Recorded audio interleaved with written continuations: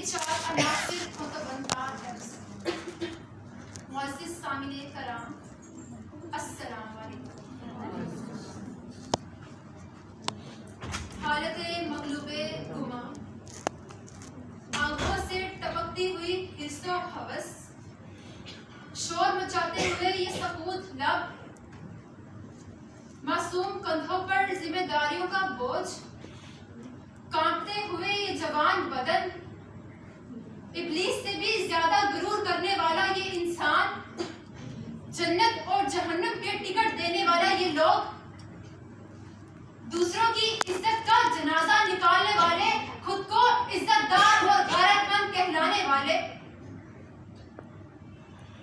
واہ اقبال، تیرا یہ خواب، تیرے یہ معصوم لوگ، تو نے تو دنیا کی امامت کا کام کن لوگوں سے لینا تھا.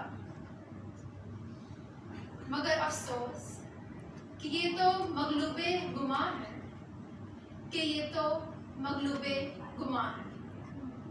جب عشق سکھاتا ہے آداب خود آگاہی، جب عشق سکھاتا ہے آداب خود آگاہی، کھلتے ہیں غلاموں پر اسرار شہنشاہی، کھلتے ہیں غلاموں پر اسرار شہنشاہی.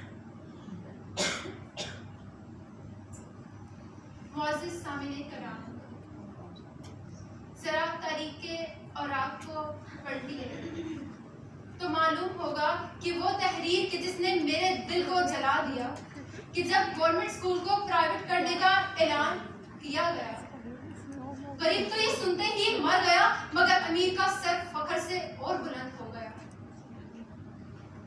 حیرت ہے کہ تعلیم و ترقی میں ہے پیچھے، کہ جس قوم کا آغاز اقرا سے ہوا،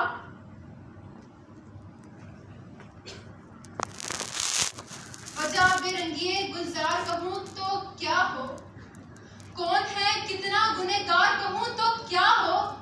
تم نے جو بات سرے بس نظم رچائی، میں وہی بات سرے دھار کہوں تو کیا ہو، میں وہی بات سرے دھار کہوں تو کیا ہو.